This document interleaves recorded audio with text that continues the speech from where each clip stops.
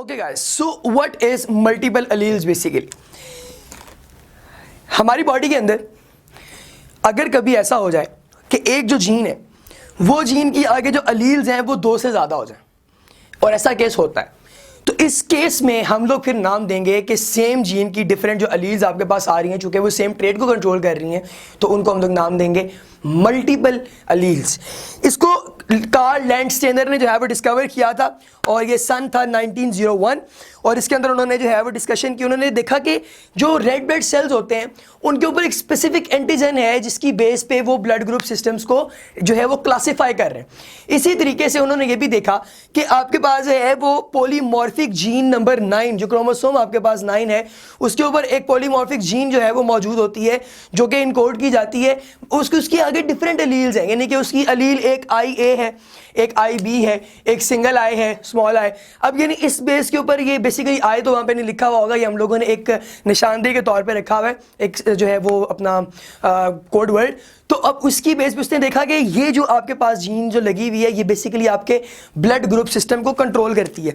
अगर आप लोग देखें पेज नंबर 174 पे, तो आपको दिखाया हुआ है कि जीन 1 के अंदर देखें कैसी म्यूटेशन हो रही है। म्यूटेशन 1, म्यूटेशन 2, म्यूटेशन 3, यानी IA हो सकती है, IB हो सकती है, या सिंपल I हो सकता है, स्मॉल। तो ये मल्टीपल अलील्स हैं बेसिकली, जो सारी की सारी अल्टीमेटली एक ही जीन की हैं और एक ही ट्रेट को कंट्रोल करती हैं। अब इसकी बेस पे हम लोगों ने एक ब्लड ग्रुप सिस्टम जो है वो डिड्यूस किया हुआ है, जिसको हम ABO ब्लड ग्रुप सिस्टम कहते हैं। ठीक है, अब इसके अंदर क्या होता है, इसके अंदर क्या होता है कि मिसाल के तौर पे आपके पास अगर तो दोनों अलील जो हैं वो सिंपल कैपिटल A कंटेन कर रही, तो इसका मतलब ये हुआ कि आपका जो ब्लड ग्रुप सिस्टम है that would be A group. अगर यूं है कि ये II ऊपर B शो कर रही, ठीक है, तो इसका मतलब है blood group system is B। अगर ये दोनों इकट्ठी पाई जा रही, मिसाल के तौर पे ये I एक के ऊपर A है और एक के ऊपर B, यानी इस तरह दोनों हेट्रोजाइगस हैं, तो आपका blood group system would be AB। और अगर ये स्मॉलर आई, यानी इसके ऊपर ये दोनों जीन्स पाई नहीं जा रही, अलील्स नहीं पाई जा रही, तो फिर ये अल्टीमेटली क्या कहलाएगा, O ग्रुप। ठीक है, अब इसकी बेस पे हम लोग जो है वो इनको एक दूसरे से अलग कर रहे हैं। हम सबसे पहले कभी भी ब्लड ट्रांसफ्यूजन अगर करवाने लगे तो हम क्या चेक करते हैं, हम ये चेक करते हैं कि क्या जो डोनर है और जो रिसीवर है, एक्सेप्टर है, उन दोनों का ब्लड ग्रुप सिस्टम आपस में मैच करता है कि नहीं। और उसको मैच करवाने की एक्चुअल रीज़न ये होती है कि हम लोग बेसिकली ये चाहते हैं कि उसके खिलाफ कोई एंटीबॉडीज़ ना बने। मिसाल के तौर पर अगर आपके पास ये जो IAA यानी कि A ग्रुप है, इसको मैं B के अंदर डालूंगा, जाहिर है इसके खिलाफ इसकी कोई एंटीबॉडी बन जाएगी A के खिलाफ B की, तो वो A के सेल को किल कर देगी। इसी तरह अगर A को मैं B में शामिल कर रहा हूँ, B वाला A को मार देगा, A को B में शामिल कर रहे हैं, तो फिर अगेन इस तरह ऑपोजिट होगा। अगर हम लोग AB को इन दोनों के अंदर ऐड कर रहे हैं तो जाहिर है फिर भी नहीं हो सकता, क्योंकि AB अगर A के अंदर जाएगा तो B को किल कर दिया जाएगा, अगर A को छोड़ा जाएगा ऐसा नहीं होगा, क्योंकि तो इकट्ठे पाए जा रहे हैं। इसी तरीके से कि एक दूसरे के अंदर ट्रांसफ्यूज नहीं हो सकते। एक डेफिनेशन है जिसमें आपको एंटी सीरम के बारे में बता रहा है कि आपके ब्लड सीरम का वो हिस्सा जो कंटेन करता है एंटीबॉडीज, उसको हम लोग नाम देते हैं एंटी सीरम का। तो ये एंटी सीरम जो है ये बेसिकली जो है वो रेजिस्ट करता है बाहर से आने वाले non matching blood group system को। ओके, अब I ग्रुप का क्या सीन है, इसके अंदर ना तो A है, ना B है, ना AB है, इनमें से कोई भी जीन अलील नहीं पाया जा रहा। तो फिर I जो आपके पास है ये क्या करेगा, अल्टीमेटली ये यूं करेगा कि ये आपको O ग्रुप सिस्टम देगा, जिसके जो है वो खिलाफ कोई एंटीजन नहीं बन। अब ये बाकियों को अपने अंदर नहीं आने देगा, उसके खिलाफ भी एंटीजन बनाएगा, लेकिन जब ये किसी के अंदर जाएगा तो ये वहाँ पे कोई एंटीजन बनने नहीं देगा। लिहाजा वो जो आपके पास होते हैं groups, they are universal donors, ये किसी को भी अपना ब्लड जो है वो ट्रांसफ्यूज करवा सकते हैं। इसी तरीके से कि आपके पास कुछ येलो बॉक्सेस हैं दो, ये भी देख लें। एक में आपको बताता है कि A and B antigens can also be present in saliva and other body fluids of some persons called सिक्रीटर्स।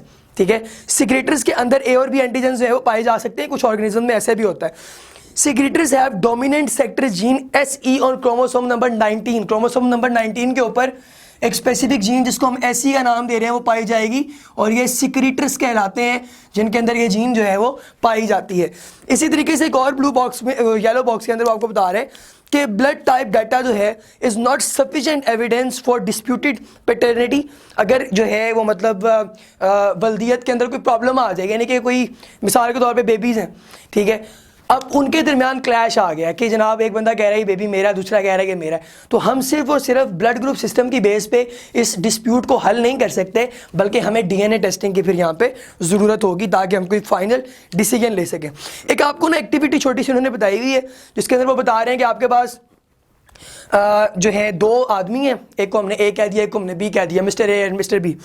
उन दोनों का ये डिस्प्यूट है कि उनके न्यूली बॉर्न बेबीज आपस में शफल हो गए ठीक है। तो आपने अब उनका ब्लड ग्रुप देख के और उन बच्चों का ब्लड ग्रुप देख के ये फाइनलाइज करना है कि कौन सा बेबी जो है वो किससे बिलोंग करता है। अच्छा, इसी तरह हम ना एक और जो है वो यहाँ पे केस, उसको हम ज़रा स्टडी कर लें। वो आपको बताता है about RH system.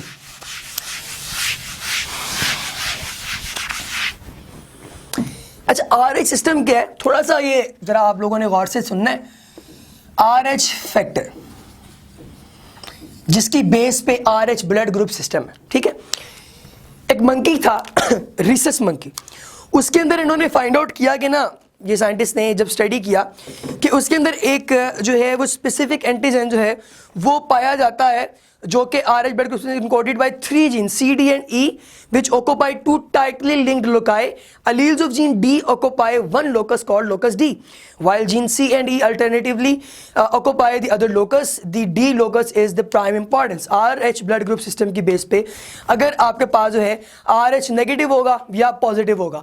RH negative कब होगा? जब किसी शख्स के अंदर ये जो एंटीजन है ये नहीं पाया जा रहा, और अगर ये पाया जा रहा है तो हम इसे कहेंगे RH पॉजिटिव। ये जो एंटीजन है बेसिकली इसी की बेस के ऊपर हम लोग जो है वो क्या करते हैं, हम नाम देते हैं डिफरेंट ब्लड ग्रुप सिस्टम को। जैसे मैं कहता हूँ A नेगेटिव, O पॉजिटिव, ठीक है जी। अब बेसिकली इसका जो ताल्लुक है RH फैक्टर का, ये बाकी अलील्स के एंटीजन्स के साथ नहीं है, ये आज़ाद है, और ये जो है ये आपके रेड ब्लड सेल्स के ऊपर पाया जाता है, और उसी की बेस पे अगर ये पाया जा रहा है तो पॉजिटिव है, नहीं पाया जा रहा तो नेगेटिव है। तो इस बेस पे हम लोग जो है वो RH नेगेटिव या RH पॉजिटिव का जो है वो तस्करा करते हैं, ठीक है जी। ये आप लोगों ने याद रखना है। इसमें एक केस आपको बताया हुआ है जिसको हम लोगों ने नाम दिया। अच्छा, एक और चीज़ याद रखिएगा कि अगर RH फैक्टर नहीं मिल रहा, यानी कि मिसाल के तौर पे वो मैच नहीं कर रहा डोनर और रिसीवर का, तब भी आपके पास जो है वो डिस्प्यूट हो सकता है कायम। अब जो RH फैक्टर है उसके बाद हम लोग देखेंगे मल्टीपल एलील्स के अंदर हमारे पास एक केस आता है जिसको हम लोग नाम देते हैं इरिथ्रोब्लास्टोसिस फेटालिस, ठीक है जी, इरिथ्रोब्लास्टोसिस फेटालिस। अब इसमें क्या होता है, मैटरनल फीटल RH इनकम्पैटिबिलिटी भी इसको नाम दिया जाता है, ठीक है। अब इसमें हम लोग क्या देख रहे हैं बेसिकली कि वो कहता है कि ना बाज़ दफ़ा यूँ होता है कि जो फीटस है, ठीक है, अब आपको पता है कि उसके अंदर भी ब्लड बन रहा है, ज़रूरी नहीं है कि मदर का और फीटस का जो ब्लड है सेम हो, लिहाजा फिर क्या होगा, कई दफ़ा यूँ होगा, ये मैं आपको सिंपल वर्ड्स में बता रहा हूँ ताकि आपको समझ आए। आपका जो इस केस में क्या होगा कि आपका जो ब्लड है, मिसाल के तौर पे मदर का ब्लड है, वो सिस्टम कोई और है, वो RH पॉजिटिव है, ठीक है, और जो बेबी है उसका जो ब्लड ग्रुप सिस्टम है वो RH नेगेटिव है, ऑपोजिट हो गया।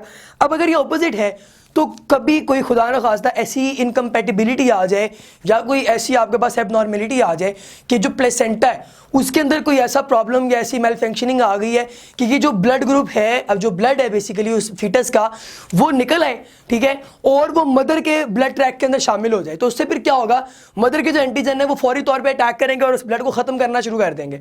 उससे फिर क्या होगा अल्टीमेटली कि उस मदर के अंदर ही जो बेबी पाया जा रहा है उस बेबी के सेल डिस्ट्रॉय होना शुरू हो जाएंगे। ये कंडीशन बड़ी स्वेयर होगी और इस कंडीशन को हम लोग नाम देंगे इरिथ्रोब्लास्टोसिस फेटालिस, ठीक है जी। तो इसके बाद ना ये मतलब ये हो सकता है कि अगर इस तरह का प्रॉब्लम हो जाए तो ज़ाहिर है डिटेक्ट भी हो जाता है, तो जो मदर है उसको RH एंटी सीरम के जो है वो अर्ली प्रेगनेंसी में जो है वो इंजेक्शन वगैरह भी दिए जाते हैं, ठीक है, और इसी तरीके से बर्थ के दौरान जो है या बर्थ से थोड़ी देर पहले जो है वो स्पेसिफिकली एंटी सीरम्स जो हैं वो दिए जाते हैं ताकि इस तरह की कोई भी एबनॉर्मेलिटी जो है वो कॉज ना हो सके, ठीक है जी। अच्छा, अब यहाँ पे एक और सीन यहाँ पे आपको बताया कि ब्रेक डाउन जो प्रोडक्ट होती है RBCs की उसको बिलीरुबिन कहते हैं। ये आपके पास है जो कि वेस्ट प्रोडक्ट है रेड ब्लड सेल्स के ब्रेकडाउन की। इसी तरीके से आपके पास जो है वो अगर तो बेबी मतलब फॉर एग्जांपल उसको ये प्रॉब्लम हो गया तो उसके अंदर अगर ये जो है वो एकोमोडेट हो रही है बाइलिरुबिन, तो फिर उससे क्या होगा अल्टीमेटली जो बेबी है जब वो बोर्न होगा तो वो जॉइंटस का शिकार होगा, यानी कि उसका जो चेहरा है वो पीला होगा, उसकी आंखें पीली हुई होंगी, बॉडी जो है उसका रंग येलोइश होगा, ये प्रॉब्लम जो है उसे हो सकता है। ठीक है, इसी तरीके से जो आपके पास है जो बॉडी है मदर की, ताकि उसमें कोई भी जो प्रॉब्लम है वो ना आ सके, प्रॉपर एक्सरसाइजेस कंडक्ट करवाई जाती हैं, इसी तरीके से प्रॉपर मेडिसिन वगैरह दी जाती हैं और अल्टीमेटली जो है उसका ख्याल रखा जाता है ताकि कोई भी ऐसा मसला जो है वो फॉर्म ना हो सके। So this was about multiple alleles and Rh blood group system, ladies and gentlemen. If you have any kind of question, you can mail us. Thank you so much.